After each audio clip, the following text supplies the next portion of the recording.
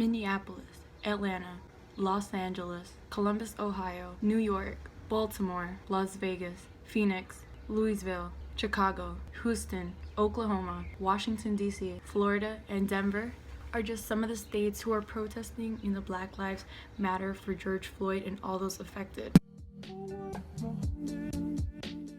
On May 25th of 2020, a man by the name of George Floyd was murdered by a police officer who kept his knee on his neck and suffocated him to death. This horrible murder was caught on tape and viewed by millions of people all across the nation and worldwide. With this, it frustrated and angered many to start protests for justice to George Floyd and for those affected. The police officer's name was Derek Chauvin. He held his knee on George Floyd's neck for 8 minutes and 30 seconds. Since that day, day and night, people have been protesting, which started off peacefully till police got involved and caused it to become riots, brutality, and yeah. Many celebrities like Jamie Foxx, Ariana Grande, and J. Cole were spotted protesting Black Lives Matter. Protests tend to become more violent as the police become more involved, and this has caused many chaos throughout the entire nation. On the news, I have seen people being shot at with rubber bullets. I've seen people being pepper sprayed, people throwing tear gases, and it just caused major fright and making the place look very bad at the moment. Today I'm going to be giving you all a few tips if you are going to be protesting in any of the protests, or ways that you can help bring justice to George Floyd and those affected in this march. I'm not making this video for the views or for the likes. I'm making this video to gain attention to people to stay safe, but also get their voices heard. Here are ways that you can sustain that from happening. So first things first is what you should wear to a protest.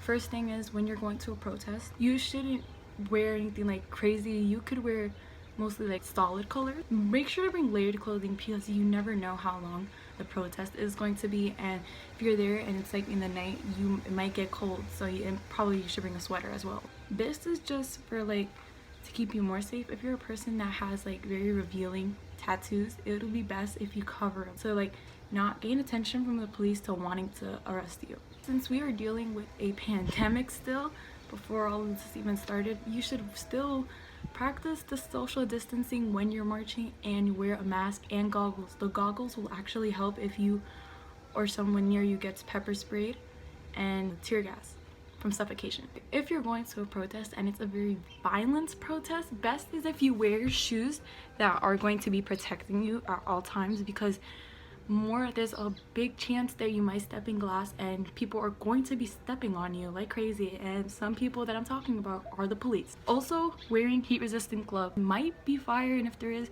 stay safe. Another thing you could do is write emergency contacts down. Emergency contacts are very helpful. God forbid if you or someone you know is getting arrested, then you could call those people and be like, look, this is happening right now, etc., etc. Bring water or milk. Water can help if you're dehydrated, especially now that the weather is getting nice. It's going to be very hot and you're going to be in large crowds, which is going to make you very dehydrated to drink water. Also, if you get pepper sprayed, milk, pour them in the eyes. They actually help with the inflammation, and that's very helpful, and especially if you see someone, you could really help out with that. Other things to bring are snacks. You don't know how long you're going to be there, and you're going to get pretty hungry, and where you are, there might be stores and restaurants and they might be closed because they're keeping out of people who are going to try to loot. So you should take some snacks, not for you only, but like for others if you see people who are hungry as well. It is very important that if you're on your way to a protest, like stop by a store, so you should bring cash and ID, which is very important in case somebody arrests you, they have ID. Something very important to bring, which even I carry in my house, is bring a first aid kit. This can become very helpful for those who get injured with as a pepper spray or a tear gas, or if somebody's shot with a rubber bullet, or like gets cut or gets glass. This can be a very big lifesaver, and trust me, it would be very good if you bring it to a protest. You should bring a protest sign. This brings a lot of attention, so people from afar can see what your message is and see that your voice is going to be heard and that you want justice. Other things that aren't like a must, but like you can bring, are earmuffs. Earmuffs help like when there's shootings, something go off, it helps with that, and a washcloth for like wounds for you or others. Some things that you should not not bring to a protest is, one of the big things are contact lens. And I read this last night and I was actually like, this for real. Do not bring contact lens, because let's say they are spraying pepper spray near you, and let's say they get in your contact lens and you put them on, that could cause inflammations to your eyes and hurt you, and that is not a good idea. So do not bring that to a protest. Another thing can be that if you are getting arrested, God forbid if you do get arrested, make sure when you go to the protest you don't take anything that you don't want them to see you having when they arrest you. So for example, let's say you carry a pocket knife in your pocket, then if they see that, that's not a good sign. So make sure you don't have that, or if you're someone like you don't have anything edible, smoke, nothing like that. Nothing that could like get you even in more trouble. Don't come with a jewelry, 5 carat, 24 carat jewelry to a thing, because this isn't a fashion show, this is a protest, and you do not want that the police like rather yank it off or somebody to take it or to fall and break.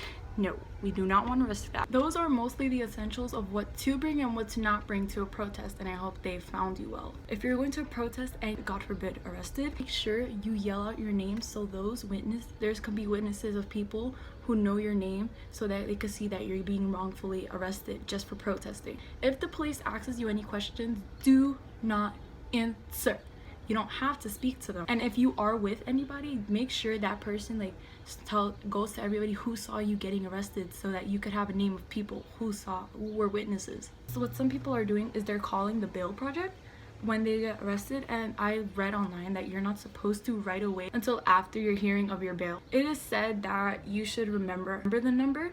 So the number is going to be right here, and it is 323-366-0799. The only thing that should really come out of your mouth is your name and I want an attorney. After that, they can't ask you any more questions. I did some research and I found some bail funds for different states in the United States, which I will be leaving link below if you or anyone that you know might possibly be arrested for protesting. If you are a young civilian like me who are trying to make a difference by speaking up for those who are afraid to speak and want to get the attention for justice to be served, but you can't go out protesting because of how dangerous it's becoming in your area, here are some things that you can do. One way that you can help is by texting FLOYD to 55156. This will demand that the officer that murdered George Floyd is charged with murder. You can also text enough to 55156, and what this will do is it will demand justice, because those officers that killed Breonna Taylor, they'll have their jobs and haven't been charged with anything.